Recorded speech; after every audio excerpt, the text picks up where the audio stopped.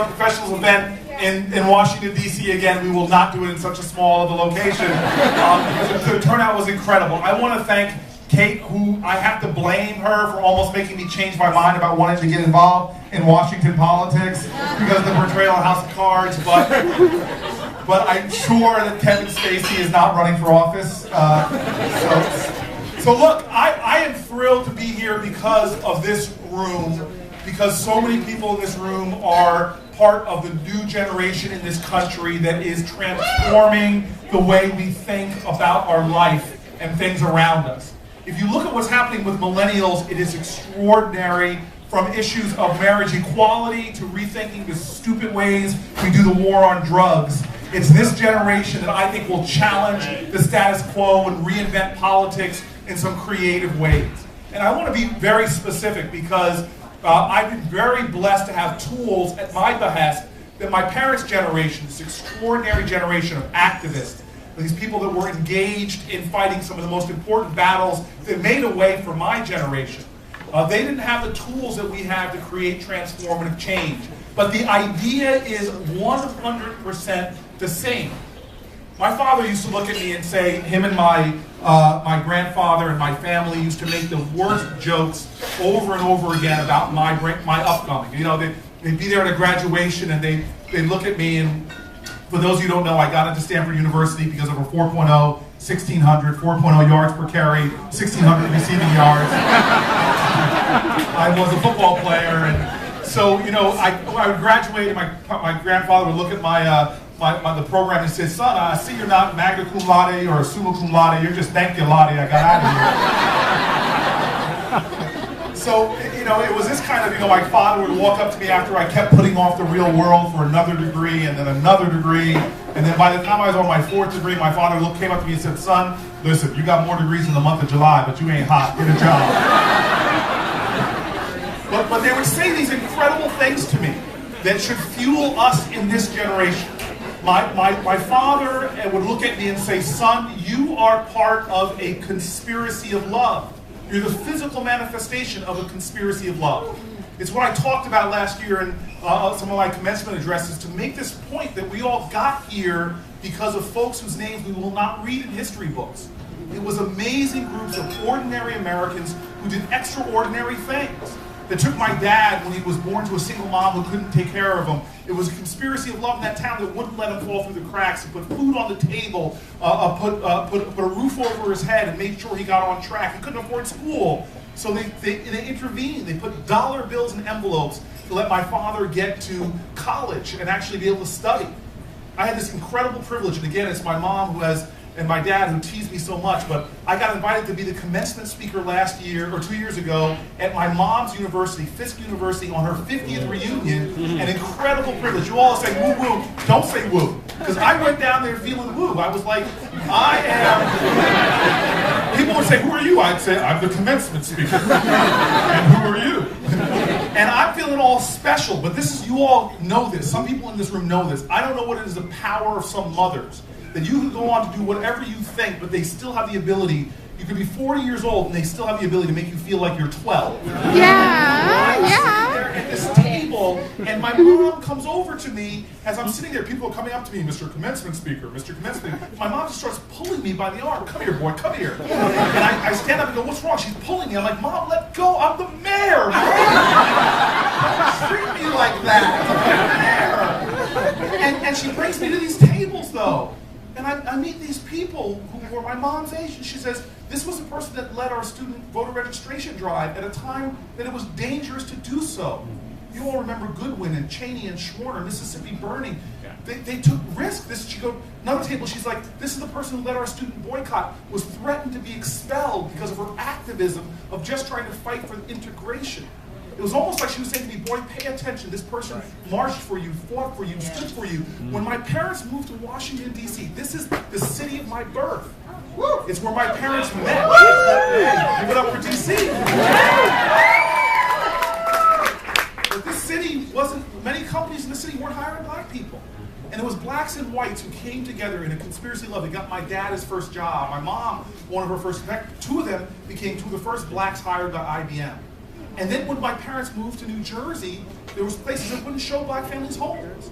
And so this other conspiracy of love, names I don't know, formed things like the Fair Housing Council that were able to help my parents buy their first home. Literally sent a lawyer out with them on the day of the closing for the white couple that was posing with them. My dad shows up and with a lawyer, confronts the real estate agent. This is a true story. Real estate agent realized they got caught in a sting, punches my dad's lawyer, sticks a dog on my father. Every time he tells a story, the dog gets bigger. But imagine this, I'm growing up and my father looks at me and would say things. He'd watch me walking around the house as a high school senior, you know, All-American football player, president of my class. He'd look at me walking around and says, boy, why are you walking around here like you're potent? Yeah, boy, don't walk around here like you hit a triple. You were born on third base. Let me tell you something. And he would look at me and he would say, I never want to let you forget, son. This goes for all of us. That you drank deeply from wells of freedom and liberty and opportunity that you did not dig. Right. You sit under the shade of trees that you didn't plant or cultivate. You eat lavishly from banquet tables prepared for you by your ancestors, and you got one choice. You can sit back and get fat, dumb, and happy just consuming what's before you, or you can take every one of your blessings and let it metabolize in your body and become fuel to continue to fight, because this nation has not yet lived up to the words that kids say from Newark to Oakland. They say those profound words, part of that powerful pledge, those 5 words at the end, liberty and justice for all. Yeah. So I'm telling you right now, that was my childhood. But I stand before you right now excited because the generation I'm looking at, I believe that we, the millennials and the X generation, we can transform things. Yeah. I had folks in Newark when I first got there, these amazing folks in my community who never stopped seeing the city as what it could be. This intoxicating vision that community activists, tenant leaders, all these folks, I always say I got my BA from Stanford, but I got my PhD in the streets of Newark because I met Americans on the front lines of the fight to make real on this country's promise. And you know what Langston Hughes says? There's a dream in this land with its back against the wall. Yes. To save the dream for one, we must save the dream for all. Yes. And I meet these folks who looked at me and said, look, you see things as they are. That's not how we see them.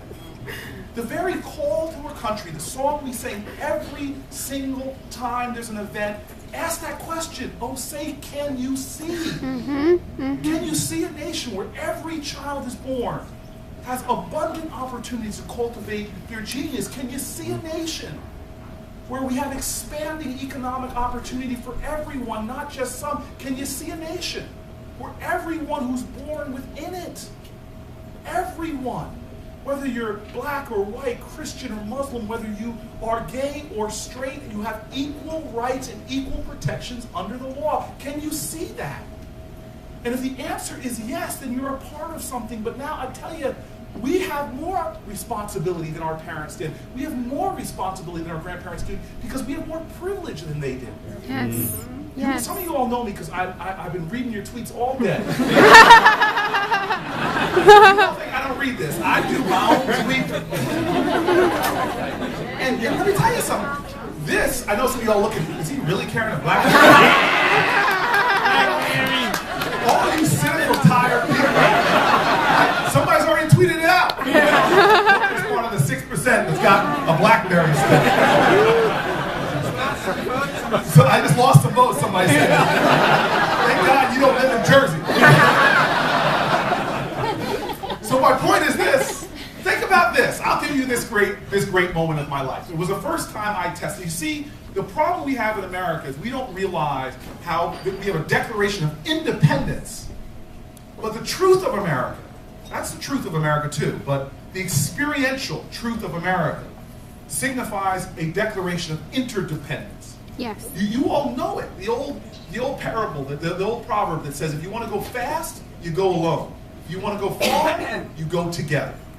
We are a nation that's going far because when we work together, struggle together, sacrifice together, we can do impossible things. And so what I love about our generation is we have access to connect one person's spirit to another person, to make tremendous change. And so this is the funny thing I want to say, and then I've been talking too long already, but I want to just give you this example. Cities are the center of possibility.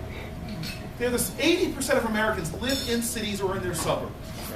And yet we have so much work to do. And one of the things that used to always bother me was that I'd turn on late night talk show hosts and they would always kick cities, Detroit, DC, Newark, they'd use them as punchlines. And here's where people live. Here's where some of the greatest Americans I've met live. And I always got tired of that. And mayors used to get angry. They used to be able to write a letter. And it would be read by the intern's intern. And they could hold a press conference, something they teach you in politician school. I'm going to hold a press conference.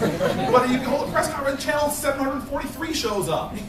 But this is a different age. Every single one of us is a syndicator of media. We have a democratization of the media. The oligarchy that tells us what the top news stories are, what we should be focused on, is beginning to break apart. And I think that's a good thing. And so one night I'm sitting down, hanging out with two of my favorite fellas, Ben and Jerry. And I'm watching these two great guys on TV, but I decided to flip over to network TV and I watch this overgrown beast of a man with a red flare of hair on the Tonight Show, and he says, he insults Newark, New Jersey. He was talking about, I'm sitting there eating my ice cream, and he says, Newark, New Jersey has this great new innovative healthcare program. And I got all proud. I'm like, I started that. I ripped over to call my grandmama.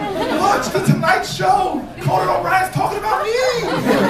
And then all of a sudden, he goes, well, I have a better idea for a healthcare program for Newark. And I'm like, I can't believe Conan's going to give me policy advice. I got all excited. And then he says to me, I think the best healthcare program for Newark is a bus ticket out of town. And I'm thank you. Those of you who laughed, I have police here are taking me. And so I got upset. And I ate more Ben & Jerry's, which I usually do when I'm upset. But then I thought to myself, wait a minute, I am part of a different generation. The reality is, pulled up my laptop. How many people watch The Tonight Show? We saw that about 2.5 million people watch it. I turned to my social media stream and we were seeing that millions of people were looking at my Twitter feed. Yeah. And we said, you know what, we're going to be the first mayor ever to take a media titan on toe-to-toe. The next day I sat behind my desk in Newark, New Jersey, and I filmed my own little UGC, user-generated content. And I sat there and looked at the camera and I said, I am Cory Booker, mayor of Newark, New Jersey. And I put my angry face on. And I said, Conan O'Brien has insulted my city. And I talked about how great Newark was, and then I ended it in saying, Conan O'Brien, by the power invested in me by the people of the city of Newark, I am now hereby banning you from Newark Airport. You are on the no-fly list. Try JFK, buddy. And we put the video up. And what happened to the video? It went viral. In fact, it went so viral. This is true.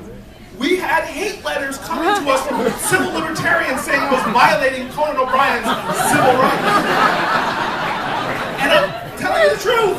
We had the TSA get so worried about the complaints they were getting that they put a clarification on the front page of their website that mayors do not have the power to ban people from their airports.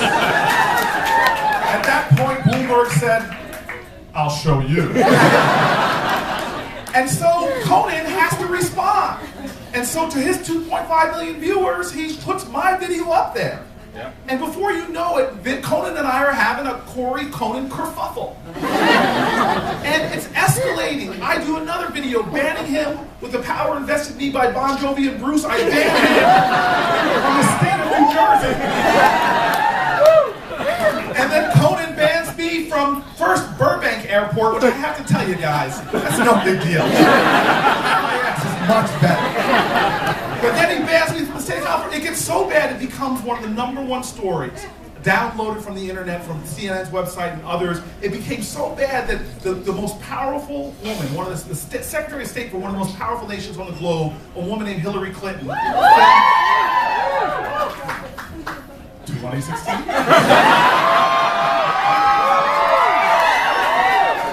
Should we consider that an endorsement? She becomes her own video and says in a great Rodney King way, she goes, Conan and Cory, why can't you guys just get along? Long story short, I end up going on the Tonight Show, getting an apology from Conan and $100,000 for Newark charities. Now, we've began the journey in Newark, New Jersey, in a city that was disregarded, disrespected, and just plain dissed. We began a journey in a city that was bankrupt, had a $118 million budget deficit, in a city that had climbing crime, in a city that was losing jobs, in a city that was losing so much of its spirit because of the challenges of a broken economy. And 7 years later, not because of me, but because of we have transformed the outcomes. Newark, New Jersey now is having one of its biggest economic development periods. It's singularly biggest economic development period since the 1950s. 1/3, a city of 300,000 people, and a state of 9 million, 1/3 of the state's economic development in commercial and multifamily is going on in Newark, New Jersey. Our first new office towers in decades, our first new hotels in 40 years, our tax base is growing, businesses are coming back, our population growing for the first time in 60 years, companies moving their headquarters to Newark from Panasonic, and I'm telling you this right now, write it down, the new wine capital of America is Newark, New Jersey, because Manischewitz has moved their headquarters to us. Wine in the box. Wine in your man. And I know Pesach is over, but if you want the best tasting matzah, and that's not saying much, but if you want the best tasting matzah, come to me. We've doubled the production of affordable housing, 70 acres of new parks, prisoner reentry programs, experiments with grassroots financial empowerment, New Jersey's first youth courts, so much change going on in our city because we've unleashed the potential of visionary people who come together and insist upon change. Yes. But change not as a campaign slogan, change not as something we throw around, but change as something that demands our action. Absolutely. Because there's a problem we have in our country, and we know it. People are surrendering to cynicism. They're getting caught up in what I call a state of sedentary agitation, where they just sit back and complain about the problems, but not realize they can get up and do something about it. Do it. To be one of those courageous people who does not allow your inability to do everything to undermine your determination to do something. To know that we are people that have a choice every single moment of our lives to accept things as they are or take responsibility for changing them. That is the power of our generation. We have the tools, we have the capacity, and we have the ability to democratize our society. It's already happening. We're democratizing access to capital. The big banks used to be the gateways to cash and to capital. No more. We've got Kiva and Kickstarter, companies that are starting to take away, disintermediate banks. We're democratizing the economic potential of citizenry. Through Airbnb, through Uber, through Lyft, companies that are helping individuals recognize that they can be entrepreneurial in every aspect of their life. We're democratizing education. As we see this ridiculous cost of higher education continue to go up, we're now seeing people start to put classes online and actually have people around the globe be able to access them. Stanford did it, and Stanford students are being outperformed by people in developing nations who are taking these classes. We're democratizing work, taking micro tasks and allowing people in developing countries who have access to terminals to do micro work, make $4 or $5 an hour that puts them in the elite in their community. Every access of our country is being democratized. On the local level, we're going from just having government to e-government, where you can go online and view budgets or get forms, to now, more importantly, we're going to we-government, where people with a camera can flip it open and take a picture of something wrong, and their mayor will know about it before departmental directors do. Where we're creating collaborative environments where people are taking government data and turning it into companies, turning it into apps for iPhones. Incredible movements of change are happening, but where we need that change the most is on the federal level here in Washington. Yes. It's time that our generation begins to say, hey, we've got to disrupt government, we've got to hack government, we've got to open government up to be cooperative, not hierarchical.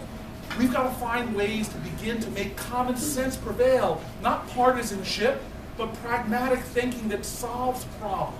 And this is why I am so excited to join with other people in this town and around the country that want to make change. This is why I am running for senator from the state of New Jersey. Yeah.